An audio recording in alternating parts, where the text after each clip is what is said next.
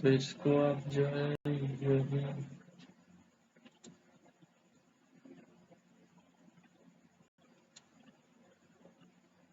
इसमें जो लिखा गया है a preposition is a word placed before a noun or pronoun to show it is relation with other noun or pronoun. आप इसे यहीं तक जो है मानिएगा, क्योंकि इसमें जो ये जो पूरा वाक्य है ये दोबारा टाइप हो गया है, ये इतना। तो इससे आप जो है आप लोग अपनी कॉपी में नहीं नोट करिएगा, और ये जो पॉइंट लगा है ये यहाँ आप मानिए इसको। तो ये रहा a preposition is a word placed before a noun or pronoun to show it is relation with other noun or pronoun. अर्थात वह शब्द जो किसी संज्ञा या सर्वनाम से पहले प्रयुक्त होकर उसका संबंध किसी अन्य संज्ञा या सर्वनाम से प्रकट करे, वह संबंध सूचक अव्यय कहलाता है। जैसे एग्जाम्पल्स हैं, the pen is on the pen. जो ऑन ऐसा शब्द है जो संज्ञा बुक से पहले प्रयुक्त होकर इसका संबंध दूसरी संज्ञा पेन से प्रकट कर रहा है। इसी तरह दूसरा वाक्य है, Mahesh is playing with them. दूसरे वाक्य में जो विथ ऐसा शब्द है जो सर्वनाम से पहले प्रयुक्त होकर इसका संबंध उसी तरह। तीसरा वाक्य है, he is laughing at me. वाक्य 3 में एट ऐसा शब्द है जो सर्वनाम से पहले प्रयुक्त होकर इसका संबंध दूसरे सर्वनाम से प्रकट करता है। उसी प्रकार 4 वाक्य में ही is going to his house. इसमें टू ऐसा शब्द है जो संज्ञा से पहले प्रयुक्त होकर इसका संबंध सर्वनाम से प्रकट करता है। तो ये था आपका द प्रीपोजिशन। और आप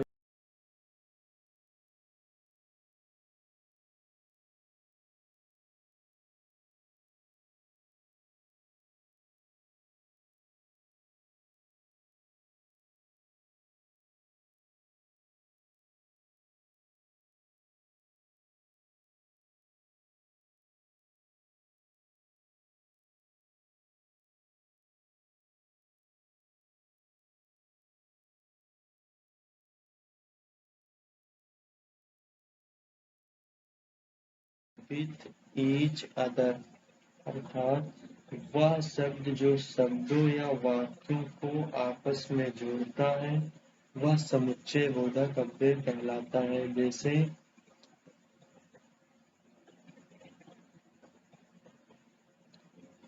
प्रेम and Ramesh are friends.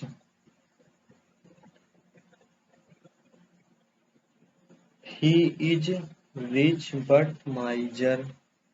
Do your work or I shall beat you. Work hard if you want to pass. अब इसमें अगर देखा जाए तो जैसे एंड है, बट है, इफ है तथा और शब्दों या वाक्यों को आपस में जोड़ते हैं, अतः ये शब्द कंजक्शन है। तो उम्मीद है आप लोगों को कंजक्शन संबंध समुच्चय बोधक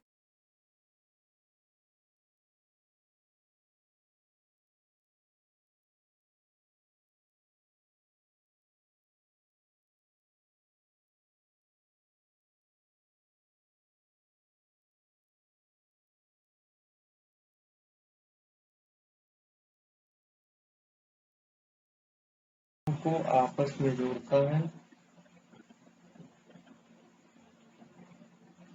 सॉरी, ये जो है हमने कंजक्शन के बारे में आपको बता दिया। द इंटरजेक्शन जिसको कहते हैं विस्मयादि बोधक अव्यय। An interjection a word which shows some sudden feelings of the heart। वह शब्द जो हृदय में अचानक होने वाला भावनाओं जैसे दुख है, प्रसन्नता है, आश्चर्य है, भय है, घृणा है आदि को प्रकट करे, वह विस्मयादि बोधक वाक्य कहलाता है। जैसे एग्जाम्पल्स में उदाहरण, hurrah, we have won the match, Bravo well played, alas he is dead, oh you have come।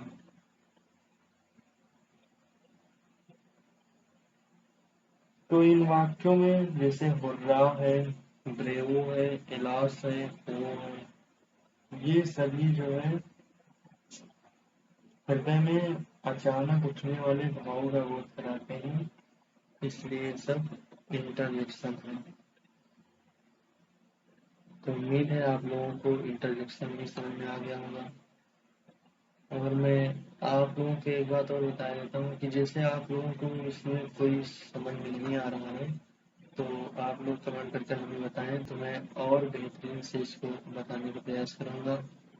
और इसमें जैसे आप कुछ और ऐड करवाना चाहते हैं तो आप कमेंट के माध्यम से या हमारे ईमेल आईडी पर ईमेल के माध्यम से या आप हमारे व्हाट्सएप नंबर पर भी कमेंट कर आप जिस हिसाब से कमेंट करेंगे उस हिसाब से इसमें हम और भी कुछ ऐड करके बताएंगे।